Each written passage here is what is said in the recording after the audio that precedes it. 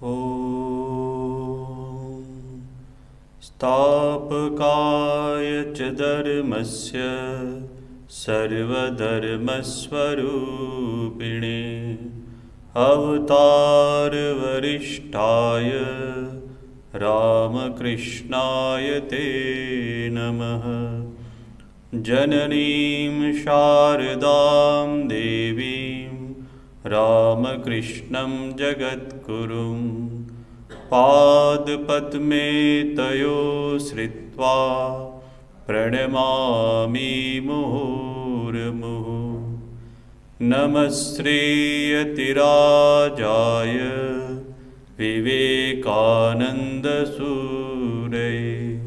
सच्चित्सुखस्वरूपाय स्वामिने तापहारिणे।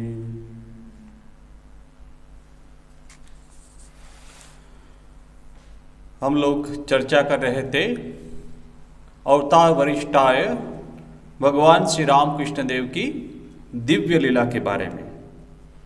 मगर आज 24 दिसंबर है, तो ये दिन में एक विशेष घटना हुई थी।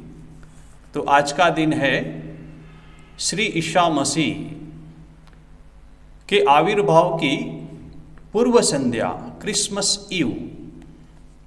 तो रामकृष्ण मठ और रामकृष्ण मिशन में ये क्रिसमस ईव को मनाया जाता है संध्या के समय। और जब स्वामी विवेकानंद जी थे उस समय उनके जीवन में कैसी एक अपूर्व घटना हुई थी, उसकी चर्चा पहले हम आज करेंगे। उसके बाद समय के हिसाब से हमारा जो विषय है उसको आगे हम ले जाएंगे। तो सबसे पहले ये घटना का विवरण हम लोग पाठ करते हैं। वरानगर मठ की तब भी प्रारंभिक अवस्था थी, जब श्री रामकृष्ण देव के जो अंतरंग शिष्य है वो जब कॉलेज में पढ़ते थे और श्री रामकृष्ण देव के संपर्क में आए, उसके बाद जो घटनाक्रम हुआ था उसमें वरानगर मठ में जब वो लोग रह रहे थे उस समय की ये घटना है। त्यागी भक्तों में संभवतः तारक, बूढ़ोगोपाल, काली तथा और शशि वहां स्थायी रूप से रह रहे थे। तभी श्रीयुत बाबूराम के घर आठपुर से, अब ये बाबूराम महाराज कौन है? श्रीमद स्वामी प्रेमानंद जी महाराज, जो श्री रामकृष्ण देव के अंतरंग शिष्य थे, सन्यासी शिक्षक थे। मगर ये घटना उससे पूर्व हुई है। तो वो श्रीयुत बाबूराम के घर आठपुर से, आठपुर क्या है? तो एक गांव है जहां श्रीमद स्वामी प्रेमानंद जी महाराज का जन्म हुआ था। तो आठपुर से बड़ा दिन के अवसर पर वहां आने का निमंत्रण आया। अब उनके घर से निमंत्रण आया कि आप कुछ लोग आए आठपुर और कुछ दिन यहां व्यतीत करें, ऐसा उनको निमंत्रण मिला। पहले यह बात तय थी कि नरेंद्र, बाबूराम आदि 2-4 व्यक्ति जाएंगे। अब निमंत्रण आया घर से, तो सोचा कि चलो 2-4 लोग जाएंगे और फिर वहां 2-3 दिन रुक के वे वापस वरानगर मठ में आ जाएंगे। किंतु धीरे धीरे जानकारी हो जाने से एक अच्छा खासा दल खड़ा हो गया। अब पता लगा नरेंद्र को बुला रहे हैं, बाबूराम जी को बुला रहे हैं, श्रीमद स्वामी प्रेमानंद जी महाराज को बुला रहे हैं। तो सबको धीरे धीरे बात फैल गई कि अरे ये लोग तो आठपुर जा रहे हैं। तो सबने कहा, बाकी जो थे अंतरंग शिष्य, नहीं हम भी चलेंगे, मैं भी चलूँगा। ऐसे कर कर के सबको इच्छा हो गई, तो एक अच्छा खासा बड़ा दल बन गया। उसमें कौन कौन थे? नरेंद्र, बाबूराम, शरत, शशि, तारक, काली, निरंजन, गंगाधर और शारदा, ये सब उनके पूर्व के नाम हैं, जो संन्यास दीक्षा लेने से पूर्व के नाम है, क्योंकि ये घटना संन्यास दीक्षा लेने से पूर्व की घटना है, इसलिए सभी के घर के नाम दिए गए हैं। तो इतने लोग ट्रेन पर सवार हो वहां के लिए चले। हाथ में, अब देखिए, अब हर समय भगवान का चिंतन वो लोग करते थे वरानगर मठ में, और प्रभु की चिंतन में, प्रभु के गुणगान में उनका जीवन व्यतीत हो रहा था। और उस समय निमंत्रण आया आठपुर जाने का। अब ट्रेन में तो उठे, तो अब क्या ले जाएंगे साथ में? तो हाथ में तबला और तानपुरा लेना नहीं भूले, क्योंकि वहां जाके हम भगवान का नाम करेंगे। और तबला और तानपुरा लेके उठ गए सब लोग। हावड़ा स्टेशन से तारकेश्वर जाने वाली गाड़ी पर चढ़ते ही, जैसे हावड़ा से वो लोग ट्रेन में उठे और तारकेश्वर तक जाएंगे, उस ट्रेन में उठे, बैठे, और जैसे ही ट्रेन पर चढ़ते ही नरेंद्र नाथ ने गाना शुरू कर दिया। स्वामी विवेकानंद ने, वो सब साधन तो थे ही, तानपुरा और तबला तो था ही साथ में, और उन्होंने गाना शुरू कर दिया। किसने? स्वामी विवेकानंद जी ने। कौन सा गाना? शिव शंकर बम बम भोला आदि। तो ये गाना था, और दूसरे भी गाना उन्होंने शुरू कर दिया। इस तरह पूरे रास्ते पर गाने बजाने और आनंद की ध्वनि मुखरित कर वे सब हरिपाल स्टेशन पर उतरे, तथा वहां से 8 मील रास्ता घोड़ा गाड़ी से तय कर शाम के पहले आठपुर पहुंचे। उस समय भी ट्रेन की जो लाइन है इतनी लंबी नहीं थी जो आठपुर जा सके, को वो इंटीरियर एरिया था। तो हरिपाल स्टेशन तक वो लोग गए, और वहां से फिर वो लोग ने घोड़ा गाड़ी वगैरह करके फिर आठपुर पहुंचे। तो क्या था, शाम से पहले आठपुर पहुंच गए। उन सबको पाकर बाबूराम की माता श्रीमती मातंगिनी देवी आनंद से आत्मविभोर हो गई। अब स्वामी प्रेमानंद जी महाराज की माता इतने सारे श्री रामकृष्ण देव के अंतरंग शिष्य को देख के इतनी आनंदित हो गई, बहुत आनंदित हुई और आत्मविभोर हो गई, और सबको पुत्र के समान मानकर, क्योंकि उनका बेटा तो बाबूराम है, श्रीमद स्वामी प्रेमानंद जी, मगर साथ में नरेंद्रनाथ गए और इतने सारे जो गए, तो सभी को अपने बेटे मानकर उनके भोजन और शयन की सुंदर व्यवस्था कर दी। स्वाभाविक है, माँ के घर बेटा गया है और बाकी भी जो संतान है श्री रामकृष्ण देव की, वो सब के लिए सुंदर से भोजन और सोने की व्यवस्था, खाने की व्यवस्था सब कर दी उनकी माँ ने। जमींदार के घर में लोगों की कमी नहीं रहने पर भी इन लोगों के सेवा सत्कार का भार उन्होंने अपने ऊपर ले लिया।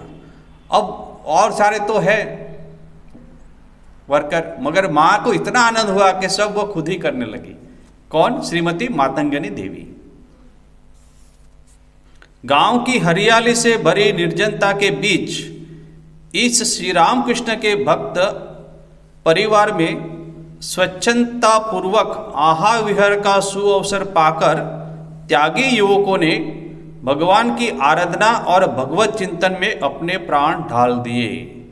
बस वहां जाके करना क्या है, बस भगवान का नाम ले रहे हैं, कीर्तन कर रहे हैं, कोई ध्यान कर रहा है, कोई जप कर रहा है, ऐसे करके भगवान का नाम ले रहे हैं। श्री रामकृष्ण का प्रेम, उपदेश, आदर्श, जीवन और उनके द्वारा अर्पित उत्तराधिकार आदि ही उन लोगों की अविराम चर्चा के विषय थे। और वहां जाके क्या करेंगे, क्या चर्चा करेंगे? तो हमेशा उसके गुरु, सबके गुरु श्री रामकृष्ण देव के जीवन के बारे में, उनके आदर्श के बारे में, उपदेश के बारे में, उनके जो श्री रामकृष्ण देव प्रेम करते थे उसकी जो घटनाएं ही उनके बारे में, ये सब वो अविराम चर्चा करते रहे। और साथ साथ शास्त्रों की व्याख्या। अब नरेंद्रनाथ तो साथ में ही थे, प्रकांड पंडित थे और शास्त्र की व्याख्या सब करते रहे। स्तोत्र स्तुति, भगवान की विभिन्न भगवान की स्तोत्र स्तुति गाने लगे।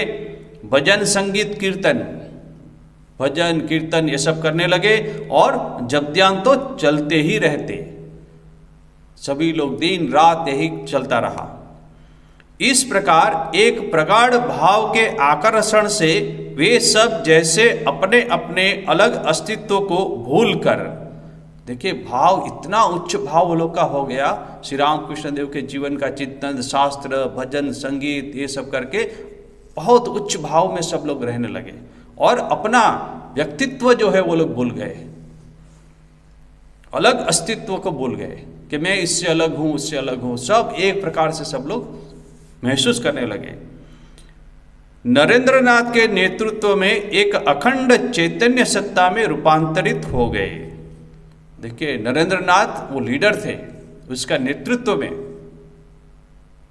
और क्या हुआ, अखंड चैतन्य सत्ता में रूपांतरित हो। बोले सब एक ब्रह्म है और उस उच्च अवस्था में चल गए, अखंड चैतन्य सत्ता में। इसी बीच 24 दिसंबर की एक अकल्पनीय घटना के कारण आटपुर श्री रामकृष्ण संघ के इतिहास में अविस्मरणीय हो उठा। अब ये घटना क्या हुई अभी हम देखते हैं। वो कौन सा दिन था? 24 दिसंबर, जो आज 24 दिसंबर है। संध्या के बहुत बाद बाहर में धूनी जलाकर तारों से भरे उज्जवल खुले आकाश के तले, देखिए समय कौन सा है? संध्या तो हो चुकी है, अब रात्रि शुरू होने वाली है। उस समय बाहर में धूनी जलाकर, माने कि जो घर था श्रीमद स्वामी प्रेमानंद जी महाराज का, उनके बाहर में एक खुला कोई जगह होगी आकाश के तले, और वहां पे वो लोग ने, अब 24 दिसंबर है, ठंडी के सीजन है, तो सर्दी का मौसम है, तो वो लोग वहां पे धूनी जलाए, लकड़ी से धूनी जलाए। धूनी जलाकर तारों से भरे उज्जवल खुले आकाश के तले, ये गांव है तो गांव का आप देखते हैं कि गांव में आकाश में देखते हैं तो पूरे तारे दृश्य दिखाई देते हैं। तो उस खुले आकाश के तले श्री रामकृष्ण देव के त्यागी संतान वृत्त ध्यान में लीन हो गए। अब सब धूनी जलाए, भजन कीर्तन तो कर ही लिया था, अब रात हो चुकी, तो सब धूनी के आसपास बैठ के ध्यान कर रहे हैं। ध्यान के समाप्त होने पर वे सब भगवत चर्चा में रत थे। फिर ध्यान हो गया तो फिर भगवान की चिंतन, भगवान की चर्चा ये सब कर रहे थे। उसी समय नरेंद्रनाथ इसी चर्चा के क्रम में, अब देखिए भगवत चर्चा कर रहे हैं सब लोग, तो उसी समय नरेंद्रनाथ क्या कर रहे हैं? स्वामी विवेकानंद इसी चर्चा के क्रम में ईसा मसीह के त्याग तपस्या पूत अपूर्व जीवन की, देखिए श्री ईसा मसीह के त्याग तपस्या पूत अपूर्व जीवन की आद्योपांत कथा मर्व स्पर्शी भाषा में अबाध रूप से कहने लगे। अब वो तो नेतृत्व कर रहे थे सबके, तो वो शास्त्र चर्चा कर रहे थे। शास्त्र चर्चा करते करते श्री ईसा मसीह के जीवन के बारे में, उसके त्याग के बारे में, उनके प्रेम के बारे में वो सब नरेंद्रनाथ कहने लगे। इसके उपरांत संत पॉल से शुरू कर ईसा मसीह के अन्य विभिन्न त्यागी शिष्यों के अथक परिश्रम और आत्मसमर्पण पे फल स्वरूप, देखिए कहाँ से? बोले संत पॉल से शुरू करके ईसा मसीह तक जितने जो थे उसके सब त्याग तपस्या जो है वो स्वामी विवेकानंद वर्णन करने लगे। किस प्रकार ईसाई धर्म और ईसाई संप्रदाय का प्रचार हुआ है वो भी स्वामी विवेकानंद कहते। देखिए वो लोग ने इतने त्याग तपस्या सब की थी और किस प्रकार ईसाई धर्म और ईसाई संप्रदाय का प्रचार और प्रसार हुआ है, इसके इतिहास का वर्णन कर वे अपने गुरु भाइयों को त्याग ऐश्वर्य से मंडित प्रेरणामयी, देखिए, और वो वर्णन करे जा रहे हैं श्री ईसा मसीह के जीवन का, और वो वर्णन के द्वारा अपने सामने जो बैठे हैं गुरु भाई, जो श्री राम कृष्ण देव के अंतरंग शिष्य बाकी जो है, उसको प्रेरणा दे रहे हैं त्याग में जीवन बिताने का। अपने गुरु भाइयों को त्याग ऐश्वर्य से मंडित प्रेरणामय एक जीवन, एक नवीन राज्य में ले गए। इतने भाव में विवल हो गए कि सभी एक नवीन राज्य में चले गए। और उन्होंने सबसे आग्रह निवेदन किया। किसने? स्वामी विवेकानंद ने। सबसे, जो सामने बैठे थे, सामने धुनी जल रही है, आकाश में तारे दिख रहे हैं, ऐसे खुले आकाश में ये बातें हो रही है, और उन्होंने सब आग्रह निवेदन किया सबको। क्या किया? कि वे सब भी मानो ईसा मसीह और उनके शिष्यों की भांति पवित्र जीवन गठित कर। देखिए, जैसे ईसा मसीह का जीवन पवित्र था, तपस्यामय था, प्रेममय था, उसके जैसे पवित्र जीवन गठित कर उसे विश्व कल्याण में उत्सर्ग कर सके। बोले अपना जीवन जो है बहुजन हिताय बहुजन सुखाय में लगाएं। तो स्वामी विवेकानंद के विश्व कल्याण में उत्सर्ग कर सके, ऐसे उन्होंने प्रोत्साहित किया।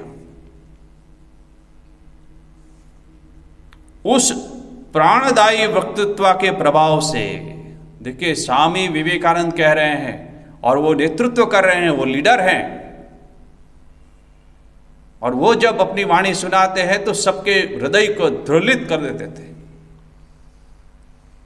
और तब ये समय था 24 दिसंबर का, और प्राणदायी वक्तृत्व थे के प्रभाव से गुरु भाई गण उठ खड़े हुए। देखिए, सबके मन को इतना तेज कर दिया कि सबको उठ खड़े हुए कि नहीं, नरेंद्र जो बोल रहा है वही सही है। हाँ, हम अपने जीवन को त्यागमय बनाएंगे, प्रेममय बनाएंगे, ऐसी भावना सबके मन में, सबके हृदय में जागृत उठी। उठ खड़े हुए और एक दूसरे के सामने धुनी की धगधगती अग्नि शिक्षा को साक्षी कर, देखिए सब खड़े हो गए। और विवेकानंद ने जैसे ही कहा सब खड़े हो गए, और अग्नि तो प्रज्वलित थी ही सामने, दगदगती अग्नि। और क्या किया? दगदगती अग्नि शिखा को साक्षी कर श्री भगवान के चरणों में उन्होंने अपना अटूट संकल्प प्रकट किया। माने जो विवेकानंद कह रहे हैं, जो संकल्प है त्याग में बिताने का जीवन, वो किसके सामने? भगवान के चरणों में वो प्रकट किया कि वे सब संसार का परित्याग करेंगे। उसी समय खड़े होकर अग्निशिखा के सामने वो लोग ने संकल्प लिया कि हम लोग संसार का परित्याग करेंगे। सामने की अग्निशिखा ने उन लोगों के भावोज्वल शरीर पर प्रतिफलित होकर उस आवेगमय प्रतिज्ञा को और भी भास्वर कर दिया कि उन्होंने जो प्रतिज्ञा की, सब खड़े हो गए कि नहीं, आज से हम लोग त्याग में जीवन बिताएंगे, संसार का त्याग करेंगे और अपना जीवन संसार की सेवा में लगाएंगे, जगत की सेवा में लगाएंगे, ईश्वर का दर्शन करेंगे। ऐसा उन्होंने प्रतिज्ञा किया। सारा वायुमंडल मानो अपूर्व भगवत प्रेरणा से सिहर उठा। माने विवेकानंद सामने खड़े हैं, उसकी ओजस्विता, उसका जो भाव था, तो पूरा वातावरण है, तो कहते हैं अपूर्व भगवत प्रेरणा से सिहर उठा और स्तब्ध नेत्रों को फैलाकर उस अनुपम दृश्य को जी भरकर देख लिया। फिर सामान्य भूमि पर उन लोगों के मन के उतर आने पर वे यह सोचकर, अब देखिए उस समय इतने भावमय सब लोग हो गए थे, और वो लोग का मन जब सामान्य कक्षा में आया, नीचे उतरा, तब क्या देख रहे हैं वो लोग? आश्चर्य हो गए। वो सोचकर, क्या सोचकर? अभी देखते हैं। यह सोचकर आश्चर्यचकित हो गए कि वह संध्या ईसा मसीह के आविर्भाव का पूर्व काल था। वो लोग को तब पता ही नहीं था कि आज 24 दिसंबर है, ईसा मसीह की पूर्व संध्या है। वो तो रात्रि हो चुकी थी, वहां निमंत्रण आया था, गए थे, अग्नि प्रज्वलित की थी, सब लोग बैठे थे, भगवत चिंतन में, भजन में, शास्त्र में, ये सब अध्ययन में लगे हुए थे। और स्वामी विवेकानंद के अंदर से अनायास ही श्री ईसा के जीवन के त्याग और तपस्या और प्रेम की जो मूर्ति है ईसा मसीह, उसके जीवन की व्याख्या वो कर रहे हैं। और उस समय ये लोग को पता नहीं था कि ये 24 दिसंबर है और ईसा मसीह के आविर्भाव की पूरी संध्या है। मगर वो लोग का मन जब नीचे आया तब वो आश्चर्यचकित हो गए कि वह संध्या ईसा मसीह के आविर्भाव का पूर्व काल था। पर्वती दिनों में संघ गठन में आठपुर की देन को स्मरण कर पूज्यपाद स्वामी शिवानंद ने कहा था। बाद में जब रामकृष्ण मिशन की बात उठी थी तब शिवानंद जी महाराज कह रहे हैं, आठपुर में ही हम लोगों के संघबद्ध होने का संकल्प दृढ़ हुआ था। वैसे तो वरानगर में मठ में रहते ही थे, साथ में रहते थे सब कुछ, मगर वो जो दृढ़ संकल्प जो उन्होंने लिया, जो प्रतिज्ञा की कि आज से हम संसार का त्याग करेंगे, परित्याग करेंगे, वो घटना, वो दृढ़ संकल्प कहाँ हुआ? बोले आठपुर में। वो कौन कह रहे हैं? श्रीमद स्वामी शिवानंद जी महाराज। श्री रामकृष्ण ने तो हम लोगों को सन्यासी बना दिया था ही। बोले ठाकुर के संपर्क में आके हम लोग तो सन्यासी बन ही गए थे, मनोमन तो बन ही गए थे, मगर कहते हैं किंतु वह भाव आठपुर में और भी पक्का हो गया। बोले 24 दिसंबर को जो घटना हुई उसमें हमारा जो भाव है वो और पक्का हो गया कि नहीं, अब नहीं, अब कुछ भी हो जाए मगर संसार में वापस नहीं जाएंगे, हम संसार का परित्याग करेंगे और अपना जीवन जो है लोक कल्याण में लगाएंगे और ईश्वर दर्शन के लिए हम लोग लगाएंगे। इस प्रकार आठपुर में एक सप्ताह बिताकर वे सब मठ या कलकत्ते में अपने अपने स्थान पर लौटे। अब कुछ ऐसे शिष्य थे तो घर चले गए, कोई पढ़ाई करते थे, कोई कुछ करते थे, और बाकी जो वरानगर मठ में रहते थे तो फिर वो मठ में चले गए। तो ये एक अपूर्व घटना हुई थी और ये घटना रामकृष्ण मठ मिशन में बहुत ही महत्वपूर्ण घटना है, जहां भविष्य में होने वाले जो सन्यासी वृंद है, श्री रामकृष्ण देव के अंतरंग शिष्य है, उनका जो त्यागमय जीवन बिताने का दृढ़ संकल्प वो आठपुर में हुआ था। और वो भी आज का दिन मीन्स के 24 दिसंबर को हुआ था। अभी हम लोग श्री रामकृष्ण देव की दिव्य लीला के बारे में आगे चर्चा करते हैं। ये एक विशेष दिन था, इसलिए बीच में इस घटना का हम लोग ने अवलोकन किया। अब हमारी जो श्रृंखला है श्री रामकृष्ण देव की दिव्य लीला, उसके बारे में आगे चलते हैं।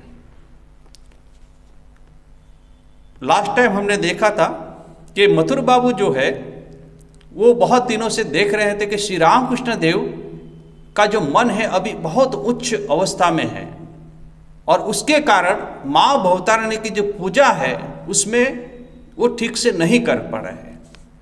तो वो सोच रहे हैं तो लास्ट टाइम हमने देखा था कि जो हृदय था उसका जो विवरण था, तो हृदय कहता है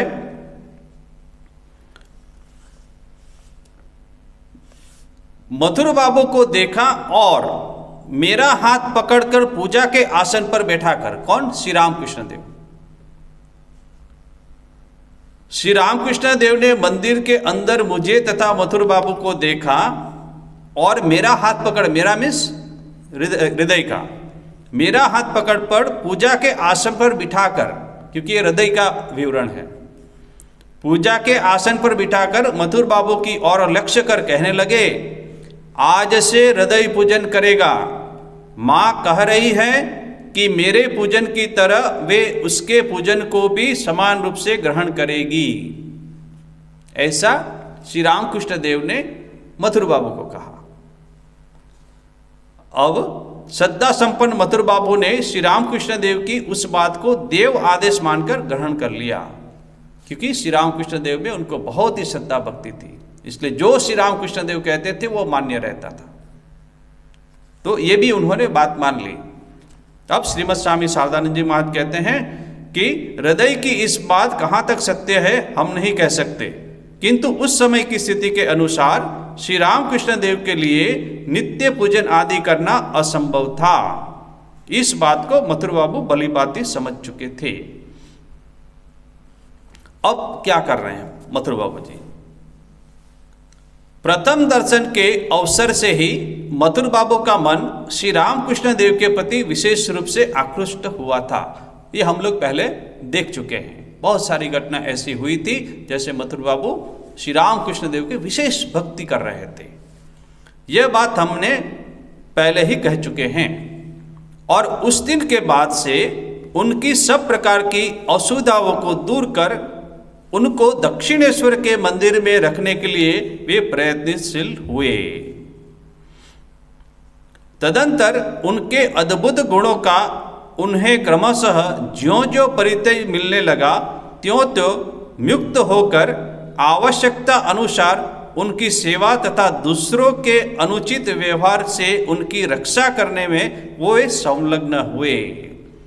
अब देख रहे हैं पूजा करने में तो उनका मन नहीं लग रहा है, अलग भाव में रहते हैं, तो उनकी सेवा करने का और जो अनुचित व्यवहार जो करेंगे दूसरे लोग उसके साथ, क्योंकि दूसरे जो कर्मचारी थे, दूसरे लोग थे, तो श्री रामकृष्ण देव का भाव नहीं समझ पाते थे, इसलिए उसकी निंदा आलोचना करने की लोगों को मौका मिलेगा। इस भय से मथुर बाबू ने उनकी रक्षा करने में भी वो संलग्न हुए कि कोई श्री रामकृष्ण देव को क्षति न पहुंचाए। उदाहरणतः श्री रामकृष्ण देव की प्रकृति वायु प्रदान जानकर मथुर बाबू ने उनके लिए प्रतिदिन मिश्री के शरबत की व्यवस्था की थी। बोले मिश्री का शरबत पीने से श्री रामकृष्ण देव का पेट ठंडा रहेगा, इसलिए उनको प्रत्येक दिन वो मिश्री का शरबत। रागानुगा भक्ति के प्रभाव से अदृष्ट पूर्व प्रणाली के अनुसार श्री रामकृष्ण देव जब पूजन करने लगते थे उस समय किसी विघ्न के उपस्थित होने की संभावना जानकर उन्होंने उनकी देखरेख की थी। इस प्रकार की और भी कुछ घटनाओं का अन्यत्र उल्लेख किया गया है, वो हम लोग देख चुके हैं। किंतु रानी रासमणी के अंग पर आघात कर, ये भी हम लोग देख चुके हैं कि रानी रासमणी जिस दिन आई थी मंदिर में, तब वो किसी मुकदमे का भी चिंता कर रही थी, संसार की बातें चिंता कर रही थी। तब श्री रामकृष्ण देव ने रानी रासमणी के कोमल अंग पर आघात किया था और शिक्षा दी थी। तो ये घटना के चलते रानी रासमणी के अंग पर आघात कर श्री रामकृष्ण देव ने जिस दिन उन्हें शिक्षा दी थी उस दिन से कुछ संदिग्ध होकर मथुर बाबू ने यह सोच लिया था कि उन्हें वायुरोग हो गया है। अब ऐसा कोई करता है? बोले रानी रासमणी को कोई शरीर पे आघात करता है? मुंह से बोलिए, सीधा आघात कर दिया, तब मथुर बाबू चिंतित हो गए कि नहीं उनको कुछ वायु रोग हुआ है। और यह बात हमारी दृष्टि में संभव भी प्रतीत होती है। बोले ठीक ही है, मथुर बाबू तो ऐसा ही सोचेंगे कि ऐसा कौन करेगा। ऐसा मालूम होता है कि उस घटना से उनकी आध्यात्मिकता के साथ उन्मत्तता के संयोग का भी उन्होंने अनुमान किया था, क्योंकि उस समय उन्होंने कलकत्ते के सुप्रसिद्ध वैद्य श्री गंगा प्रसाद सेन के द्वारा उनकी चिकित्सा की व्यवस्था की थी। बोले वैद्य को भी बुलाया था और श्री रामकृष्ण देव को उनको दिखवा लाया था और चिकित्सा व्यवस्था की थी। केवल चिकित्सा की व्यवस्था कर ही मथुर बाबू संतुष्ट नहीं हुए थे, अपितु युक्ति तथा तर्क के द्वारा उन्हें उस विषय को समझाने का भी उन्होंने भरसक प्रयत्न किया था। बहुत समझाया श्री रामकृष्ण देव को भी कि पूजा में जो ऐसे करते हैं व्यवहार, इससे चलते कि जिससे श्री रामकृष्ण देव अपने मन को संयत रखकर साधना में अग्रसर हो सके। ये मथुर बाबू श्री रामकृष्ण देव को समझा रहे हैं।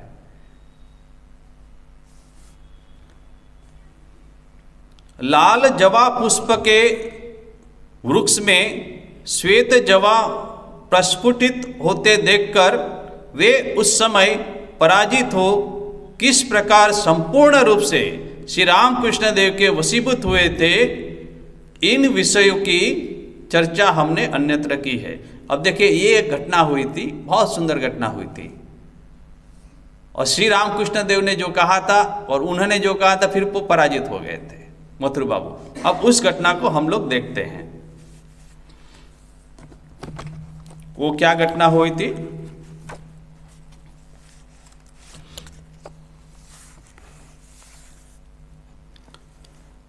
अंग्रेजी भाषा में मथुर बाबू की साधारणतया अच्छी ही गति थी। अंग्रेजी सीखते थे, अंग्रेज का जमाना था उस समय, तो मथुर बाबू अपने आप को बहुत वो समझते थे। अंग्रेजी विद्या की सहायता से पाश्चात्य चिंतन प्रणाली तथा भावना स्तोत्र के परिणाम स्वरूप,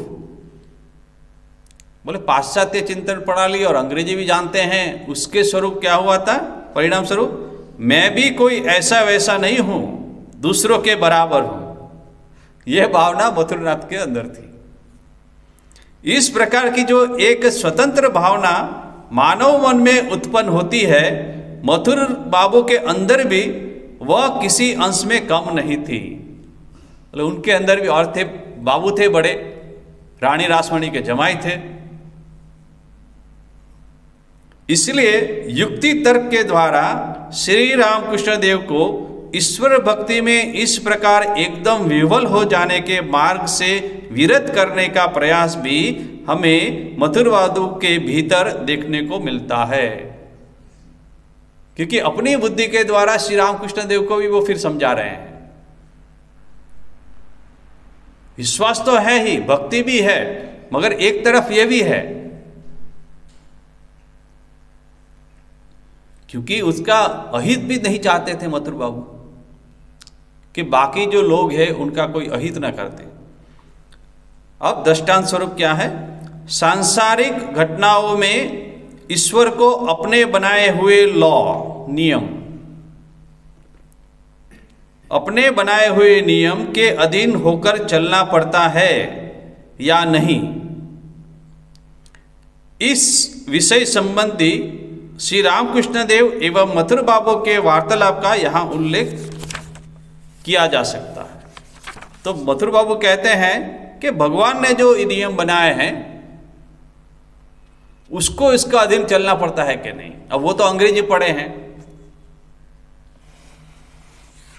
अब घटना क्या हुई थी, श्री रामकृष्ण देव कहा करते थे, अब देखिए ये फिर श्री रामकृष्ण देव से मुंह से सुनी हुई बातें।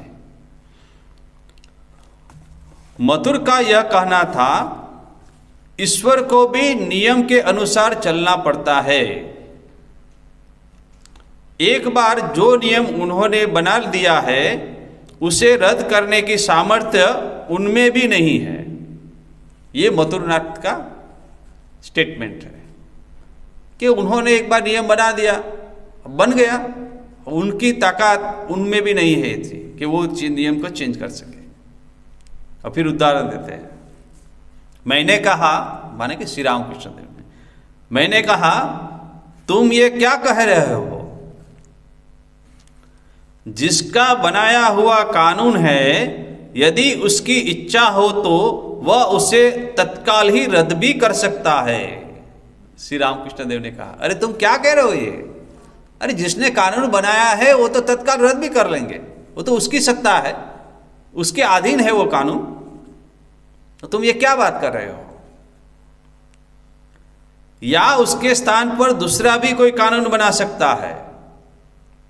बोले एक कानून तो बनाया, उस कानून को रद्द भी कर सकते हैं और उस रद्द किए कानून की जगह दूसरा कानून भी बना सकते हैं, और तुम क्या बात कर रहे हो। पर इस बात को उसने किसी भी तरह स्वीकार नहीं किया। किसने? मथुर बाबू ने। ठाकुर ने कहा मगर मथुर बाबू अंग्रेजी पढ़े हुए हैं और मैं किसी से कम नहीं, ये भाव है, तो उन्होंने वो स्वीकार नहीं किया और कहा, क्या कहा? लाल फूल के पेड़ में सदा लाल ही फूल होगा। मथुर बाबू बोलते हैं लाल फूल के पेड़ में सदा लाल ही फूल लगा करते हैं, सफेद फूल नहीं। किसको समझा रहे हैं? श्री रामकृष्ण देव को। क्योंकि ऐसा ही उनका बनाया हुआ नियम है कि जिसने पेड़ बनाया है, भगवान ने जो, ईश्वर ने जो पेड़ बनाया है, लाल फूल का जो पेड़ बनाया है, वो लाल फूल में तो लाल फूल ही होगा, सफेद कैसे हो सकता है? वो तो बना दिया ऑलरेडी, वो नियम हो गया। लाल फूल के पेड़ में वे सफेद फूल खिलाकर दिखाए तो सही। अब बोलते हैं ये तो नियम बना दिया, अब दिखाए भगवान, अब लाल पेड़ में कभी सफेद फूल होगा, दिखाइए। ऐसे मथुर बाबू कह रहे हैं श्री रामकृष्ण देव। बोले भगवान दिखाए खिलाकर। मैंने कहा, मीन्स के श्री रामकृष्ण देव फिर कह रहे हैं, यदि वे चाहें तो सब कुछ कर सकते हैं। बोले ईश्वर यदि चाहे तो सब कुछ कर सकते हैं। तुम जो कह रहे हो वह भी हो सकता है। माने अभी तुमने जो कहा ना, दिखलाएं लाल फूल में सफेद फूल खिला के दिखलाएं, बोले तुम जो कह रहे हो ना वो भी हो सकता है। किंतु इस बात को वह नहीं माना। कौन? मथुर बाबू। ठाकुर ने कहा कि तुम जो कह रहे हो वो भी हो सकता है, और फिर नहीं माना। क्यों? अंग्रेजी पढ़े हुए हैं,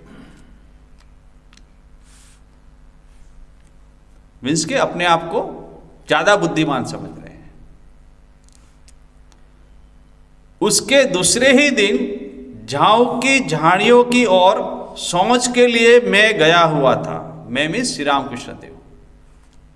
तो शौच के लिए गए थे, कहां पे? झाड़ियों में। मैंने देखा कि एक लाल जवा कुसुम के पेड़ में एक ही डाल की दो टहनियों पर दो फूल लगे हुए हैं। अब शौच के लिए गए थे, वहां जवा कुसुम फल जो होता है ना, जासुद जैसे कुसुम बोलते, जवा कुसुम फूल। तो देखा दूर से ठाकुर ने कि एक ही पेड़ में एक ही डाली पे दो फूल लगे हुए, एक लाल और दूसरा एकदम सफेद। एक लाल और दूसरा एकदम सफेद, जिसमें लाल रंग का कोई दाग तक नहीं था। श्री रामकृष्ण देव कह रहे हैं देखा उन्होंने, और ढूंढने नहीं गए थे कि कहां पेड़ है देखूं। वो तो शौच के लिए गए तो दृष्टि पड़ गई पेड़ के ऊपर। एक ही डाल की दो टहनियों पर दो फूल। देखिए, एक ही डाल की दो टहनियां छोटी छोटी, एक लाल और दूसरा एकदम सफेद, जिसमें लाल रंग का कोई दाग तक नहीं था। देखिए, ये भी बहुत इंपॉर्टेंट है, एक भी लाल कलर का दाग नहीं है, और एक ही पेड़ है। देखती ही मैंने डाल समेत उसे तोड़ लिया। अब बहुत आनंद हो गया श्री रामकृष्ण देव को। बोलो मथुर बोल रहा था, बोले मथुर बोल रहा था, उसका नियम बोले तोड़ नहीं सकते। बहुत आनंद हुआ श्री रामकृष्ण देव को। तुरंत वो टहनी साथ तोड़ लिया, डाल के साथ तोड़ लिया उसको। फूल नहीं तोड़े अलग अलग, उसको तो दिखाना है ना, इसलिए वो डाली के साथ तोड़ लिया। मैंने डाल समेत उसे तोड़ लिया और मथुर के सामने लाकर रख दिया। जहां मथुर बाबू थे वहां जाके देखो, ऐसे रखा। यह देख लो, श्री रामकृष्ण देव कहते, रखते ही बोलते ये देख लो। हुआ ना? बोले ये देख लो। देखिए, ईश्वर की जो नियम बनाया है ईश्वर ने खुद तोड़ा है। तुम तो कल बोल रहे थे कि नियम नहीं टूट सकता। देखो, हम डाल समेत उसको तोड़ के तुमको दिखा रहे हैं। यह देख लो। तब मथुर बोला, हाँ बाबा मैं हार चुका हूं। तब मथुर बाबू हार मान चुके कि नहीं, ईश्वर भी जो नियम बनाते हैं उसको नियम तोड़ भी सकते हैं और उसकी जगह पे दूसरा नियम बना भी सकते हैं। ये श्री रामकृष्ण देव ने ये घटना से कहा। इससे यह स्पष्ट है कि कभी कभी मथुर बाबू को ऐसा विश्वास होता था कि शारीरिक विकार के कारण ही श्री रामकृष्ण देव में एक प्रकार का मानसिक विकार उत्पन्न हुआ है, जो उनके भक्ति के आधिक्य में रूप में प्रकट हो रहा है। इसलिए मथुर बाबू उनके साथ वाद विवाद कर उनके उस भाव को बदलने का प्रयास किया करते थे। ये प्रयास करते थे वाद विवाद करके, मगर श्री रामकृष्ण देव ठीक दिखा दिया। देखो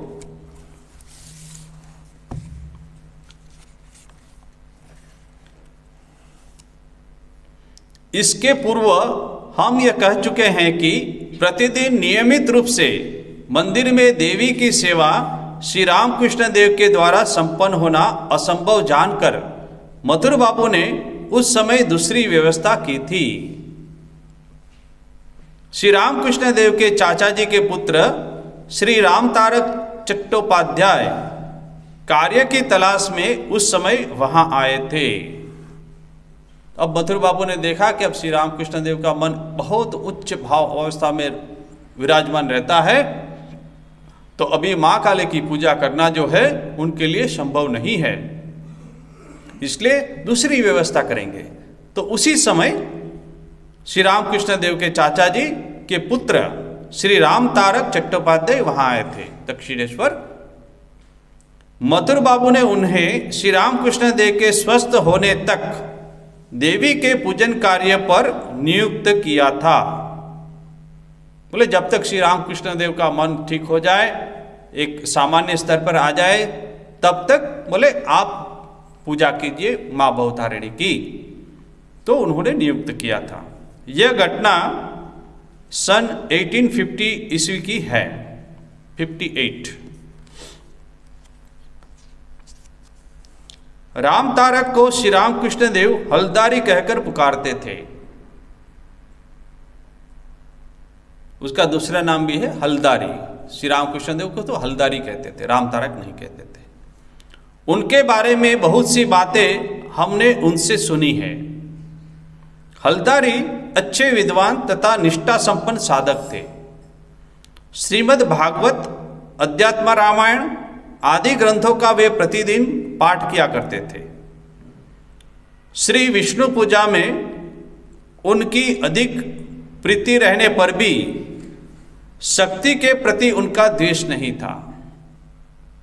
माने कृष्ण के प्रति, विष्णु के प्रति भक्ति है, मगर बोले शक्ति के प्रति उसका कोई द्वेष नहीं था, वो मानते थे सब। तो क्या हुआ, इसलिए विष्णु भक्त होकर भी मथुर बाबू के अनुरोध से उन्होंने श्री जगदम्बा पूजन करना स्वीकार किया था कि नहीं, मैं मां भवतारी का पूजा कर लूंगा, और स्वीकार किया ये कार्य। मथुर बाबू से कहकर नित्य सीधा, सीधा मीन्स के खाना बनाने से पहले जो सूखा सामान होता है उसको सीधा कहते हैं, और वो सीधा लेकर अपने हाथ से रसोई बनाकर भोजन करने की उन्होंने व्यवस्था की थी। तो हलदारी ने अपने हाथ से भोजन करके खाने की व्यवस्था कर ली थी। इस संबंध में मथुर बाबू ने उनसे पूछा। अब देखिए कि सीधा अपने हाथ से बना के खा रहे हैं सीधा लेकर, तो मथुर बाबू ने कुछ पूछा उनको। क्या पूछा, क्यों तुम्हारे भाई श्री रामकृष्ण तथा भांजे हृदय तो मंदिर में प्रसाद ले रहे हैं? बोले वो तो मंदिर में प्रसाद लेते थे, पहले श्री रामकृष्ण देव भी सीधा से भोजन पका के खाते थे, बाद में फिर वो मंदिर में प्रसाद लेने लगे, और हृदय राम दोनों मंदिर में प्रसाद लेने लगे। तो बोलते हैं मथुर बाबू, कह रहे वो लोग को तो सीधा लेके नहीं खा रहे हैं, तुम क्यों कर रहे हो, आप क्यों कर रहे हैं ऐसा? उसके उत्तर में बुद्धिमान हलदारी ने उनको उत्तर दिया था। अब देखिए, हलदारी पंडित है, शास्त्र पढ़े हुए हैं। वो कहते हैं मेरे भाई उच्च आध्यात्मिक स्थिति में अवस्थित है। बोले श्री राम कृष्ण देव तो उच्च आध्यात्मिक उसमें अवस्थित है स्थिति में, उनको कभी दोष स्पर्श नहीं कर सकता। बोले वो इतने उच्च आध्यात्मिक अवस्था में है कि उनको खाना कहाँ से नहीं, ये सब उनको कोई दोष स्पर्श नहीं कर सकता। वो हलदारी जानते थे। मैं उस अवस्था में नहीं पहुंचा हूं। बोले मेरे भाई जो श्री राम कृष्ण देव है, उनकी जो अवस्था है उस अवस्था में मैं अभी तक नहीं पहुंचा हूं, इसलिए निष्ठा को त्यागने से मुझे दोष लगेगा। बोले भोजन की जो निष्ठा है उसको यदि मैं श्री राम कृष्ण देव को देखकर यदि उसका मैं अनुकरण करूं तो बोले मुझे दोष लगेगा। क्यों? श्री राम कृष्ण देव की जो मन की अवस्था है वो उच्च अवस्था है, उतनी उच्च अवस्था में मैं अभी तक नहीं पहुंचा हूं, इसलिए मुझे सीधा लेके ही मुझे भोजन पका के खाना है। ऐसा उन्होंने उत्तर दिया। किसको? मथुर बाबू को। मथुर बाबू उनकी इस बात को सुनकर बड़े संतुष्ट हुए। सही बात है। और तभी से हलदारी सीधा लेकर प्रतिदिन पंचवटी के नीचे अपने हाथ से रसोई बनाकर भोजन करते रहे। शाक्त विरोधी न होने पर भी हलदारी की देवी के लिए पशु बलि प्रदान करने की प्रवृत्ति नहीं होती थी। पहले श्री जगदम्बा के लिए पशु बलि प्रदान करने की प्रथा यहाँ प्रचलित रहने के कारण उन दिनों वे आनंद पूर्वक पूजन नहीं कर पाते थे। कहा जाता है कि लगभग 1 महीने तक उस प्रकार क्षुब्ध हृदय से पूजन करने के पश्चात, देखिए ठीक से पूजन नहीं कर पा रहे। क्यों? पशु बलि दे रहे हैं और मन में कुछ खटक रहा है और शुद्ध मन से नहीं कर रहे हैं, कुछ खटक रहा है। तो क्या हो रहा है? देखिए क्षुब्ध हृदय से पूजन करने के पश्चात हृदय वो थोड़ा सिकुड़ रहा है, क्षुब्ध हो रहा है। एक दिन जब वे संध्या करने बैठे तो उन्होंने देखा कि, जब ये हलदारी संध्या करने बोले तब देखा, क्या देखा? देवी भयंकर मूर्ति धारण कर उनसे कह रही है। कौन? मां भवतारिणी, मां काली उसको कह रही है भयंकर रूप धारण करके, तू मेरा पूजन करना छोड़ दे। उनको कह रहे तू मेरा पूजन करना छोड़ दे, नहीं तो सेवा अपराध से तेरे संतान की मृत्यु होगी। बोले तुम जो एक क्षुब्ध हृदय से जो मेरा पूजन कर रहा है, तो बोले तुम ये छोड़ दो, पूजन करना मेरा छोड़ दो, नहीं तो ये सेवा अपराध हो रहा है। पूजन करना है तो बोले ठीक से करो, शुद्ध हृदय से करो, प्रेम से करो, आनंद से करो, मेरे मन में खटखट होने से नहीं चलेगा, क्षुब्ध हृदय से पूजन करने से नहीं चलेगा। तू मेरा पूजन करना छोड़ दे, नहीं तो सेवा अपराध से तेरे संतान की मृत्यु होगी। ये मां ने उनको आदेश दिया। सुनने में आता है कि मानसिक कल्पना समझकर प्रारंभ में उन्होंने उस आदेश पर कोई ध्यान ही नहीं दिया। बोले ये तो मेरे ऐसे मानसिक कल्पना है, मां ने कहाँ आदेश दिया, और कोई ध्यान नहीं दिया। फिर क्या? कुछ दिन बाद सचमुच जब उनके पुत्र के निधन का समाचार मिला और उन्होंने पूजन करना नहीं छोड़ा, मां ने कहा कि तुम्हारा पुत्र की मृत्यु होगी, फिर भी वो पूजन करता रहा और सचमुच में कुछ दिनों के बाद उसके पुत्र की मृत्यु हो गई और समाचार मिला कि तुम्हारा पुत्र मर गया, मृत्यु हो गई है। पुत्र के निधन का समाचार मिला तो उन्होंने श्री रामकृष्ण देव से आद्योपांत उस विषय को कहकर देवी पूजन से क्षमा ली। पूरा श्री रामकृष्ण देव को घटना बता दी और बोले कि अब हम पूजा नहीं करेंगे, और क्षमा ली मीन्स के उस कार्य से विरक्त हो गए, छोड़ दिया पूजा करना। इसलिए तब से वे श्री राधा गोविंद जी की तथा हृदय देवी का पूजन करते रहे। अब वो वहां से देवी का पूजन नहीं करते, राधा गोविंद जी की पूजा कर रहे हैं और हृदय जो है अब देवी पूजन कर रहे हैं। यह घटना हमने हृदय के भाई राजा राम जी से सुनी थी।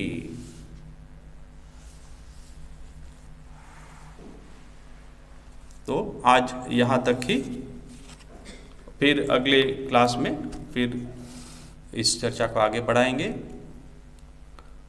ओम शांति शांति शांति। हरि ओम तत्सत्। श्री राम कृष्णार्पणमस्तु।